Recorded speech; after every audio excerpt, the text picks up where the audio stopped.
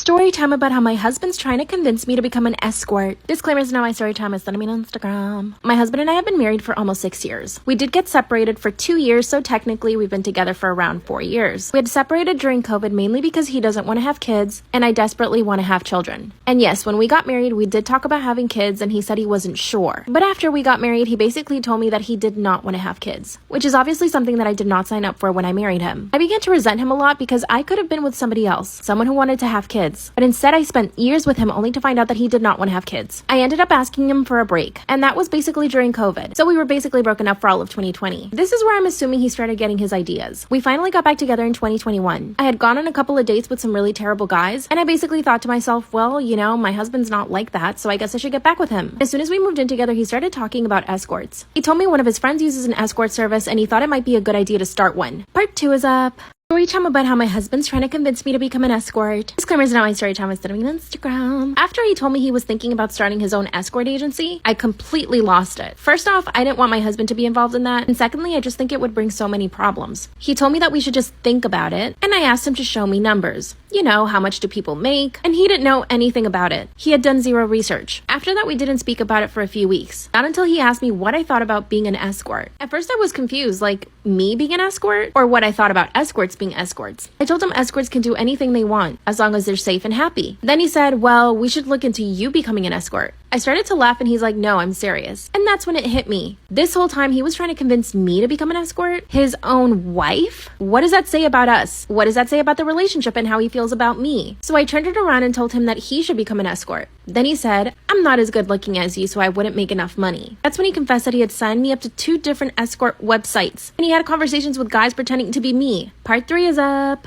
Story time about how my husband's trying to get me to become an escort. That's when he confessed that he had already signed me up to several escort websites and that he had been having conversations with different men pretending to be me. Then he pulls out his phone and shows me all the conversations. Most of the men were trying to make me their sugar babies and were offering me upwards of $5,000 a month just to go on dates with them. The look in my husband's face was of excitement and happiness. I was mortified. I couldn't believe that my husband was even entertaining the idea. After he finishes showing me all of the messages between him and these other men, he tells me that we could be earning about $22,000 a month, and all I'd have to do is just go on dates with these guys. I started to cry and he told me that I was overreacting and that most women would kill to be in my place. I told him these men would expect much more than just going on dates, and he swears up and down that they won't. Now the thing is, we have had money trouble, so I see where he's coming from, but I just don't know. He's still trying to convince me and he shows me messages from these guys every single day. Most of these men are in their 50s, and one of these guys was actually really attractive. The money sounds so good, but I don't know what to do. I feel like I would resent my husband eventually. I mean, what if I fall in love with one of them? What should I do? Storytime about how I got revenge on my 7th grade bully. When I was in 7th grade, there was this one boy that would not stop picking on me. He would pour all of my stuff out of my bag, cut my hair, push me in the hallways, spill my drinks and snacks, plus many other annoying and embarrassing things. One day, he decided he was going to pour a bucket of fruit punch on top of me. I was wearing an expensive, mostly white outfit. This was because it was picture day and I wanted to look nice. I ended up having to go take pictures with messed up hair and clothing, then got chewed out by my father when I got home. I was grounded for a month because my parents were strict and they didn't want to listen to my story. The next day, I was sitting in math class when my principal walked and sat down on a chair to supervise the class. My principal sat down his things and went into the hallway to talk to my teacher. I grabbed his computer and put it in my bag. Everyone was too busy with their groups to notice. The bell rang shortly after, and while everyone went to lunch, I went to my locker and opened the principal's computer. I quickly searched up different websites and then put the computer in my bully's locker. I knew the code because my locker is right next to his and he's always asking someone to help him open it. I rushed to the cafeteria and saw that my principal was still talking to my teacher, so he didn't know it was missing yet. Next period, everyone was getting questioned because the principal knew someone took his computer. After opening everyone's bag and finding nothing, he decided to search other areas, like the lockers. He went through everyone's locker until he found it in the boys' locker. After seeing what he looked up, him stealing it and him lying, he earned 3 days of ISS. After he was done, he told everyone that his parents grounded him for a year. Everyone made fun of him constantly until the end of 8th grade when they finally got over it. I think he somehow knew I did it because he started being way nicer to me and paid for all of the stuff that he damaged. Storytime about the scariest thing that I saw when I was sleeping over at my friend's house. When I was 14, me and my best friend were having a sleepover. We were staying up late on FaceTime with a boy and we were laughing and having fun. I kept hearing noises from the hallway the whole time, but I just blew it off as the AC or something. She ended up going to the bathroom, and around 4 in the morning, I was sitting in the room by myself and the lights were off. I felt breathing on my neck and I kept hearing whispers. This is when I got kind of freaked out, and when my friend came back in, she asked me what was wrong, and I told her that all night I felt like something was watching us, and I could hear someone whispering. We both went to a different room so that we could calm down because she thought it wouldn't be so freaky. After an hour of being in the other room, I started hearing chanting and footsteps outside of the door, and I started losing it. She asked me what was wrong because tears were flowing down my face, but I had no voice and I couldn't move. When I got the courage to speak, I asked, "Can you see it?" And she said, "See what?" And I told her that I saw a tall thing in a cloak walking around her room. We ran to the door, but that got its attention. The door handle wouldn't move, so the door wouldn't open, and the thing kept walking closer and closer with its hand out reaching for my face. Finally, the door opens and her mom comes running in asking why we were screaming. My friend hid behind her mom while I fell to the floor crying. I told her mom what I saw and she immediately checked the room. She told me there was nothing there, but when I turned to face her, it was standing right behind her on my friend's bed, staring at the wall across the room. I started to not be able to breathe and begged her to take me home. She told us to go to bed, and me and my friend were too scared to. Then all of a sudden, the thing turns into smoke and goes into the ceiling. Me and my friend sat in the hallway all night until she got so tired that she went back to her bed. I sat on the floor of her room, too scared to sleep, and eventually I woke up out of nowhere having no idea how I had fallen asleep. I went home and I went to bed, and I had the most terrifying nightmare of that thing carrying me around while I was lifeless. I haven't been the same since. I constantly put protecting sigils in my room and on the doors and windows. I haven't seen that thing since, but I don't want to risk seeing it again. My friend moved, and now another family lives in the house with the tall cloaked monster. I hope they don't have the same experience me and my friend had.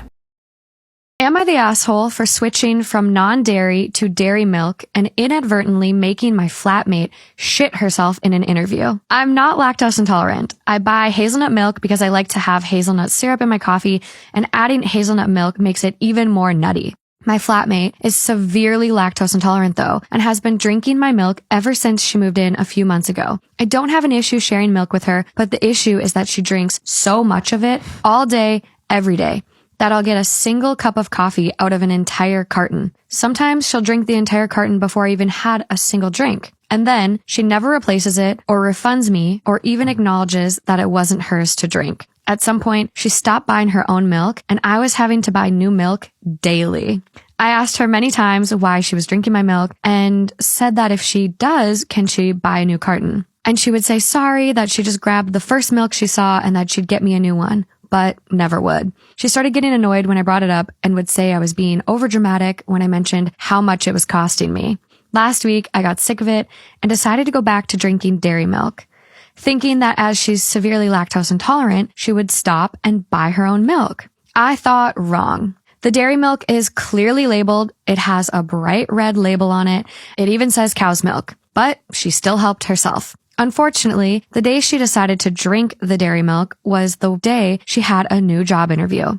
And the effects of the dairy-laced coffee she took with her kicked in as she was in the middle of it, and she didn't make it to the bathroom in time. She came home absolutely furious and laid into me about how I ruined her life, how this job was the opportunity she needed and I destroyed it for her, and that I did it deliberately because I was too uptight to share my milk. Here are the reasons why my flatmate thinks I am in the wrong. I knew she was lactose intolerant and so knew if she drank my milk, she would get violently ill. She also said that sharing milk isn't a big deal and that I'm selfish. She thinks I was overreacting and being cruel just for the sake of it, and that I should have spoken to her about it instead of secretly changing milks. She has threatened to report me to the police, but I don't think she has a leg to stand on.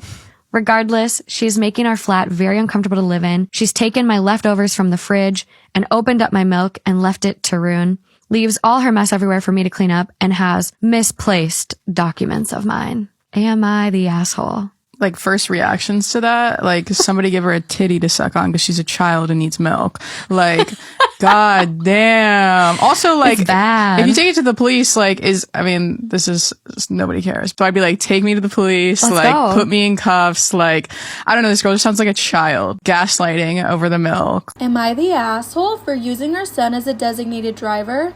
So this happened on Friday, but I'm still thinking about it. My son, 16, wanted to go to the movies, and my husband and I had dinner plans with another couple. The showing he wanted to see was at 8, and our dinner plans were at 8:30. So I told our son he could take my car if he dropped my husband and I off at the restaurant and picked us up after the movie was over. He agreed, and that was that. So we get dropped off at 7:45 and nursed a cocktail at the bar until it was time for dinner. Since we knew that we wouldn't be driving, we didn't worry about limiting our intake and just enjoyed our dinner. Our friend asked if I wanted to split a cab, so I explained our son was picking us up. I explained the situation and my friend thought that was horrible. She said anything could happen to her son and we would be stuck at the restaurant drunk with no car to drive to his location to help him.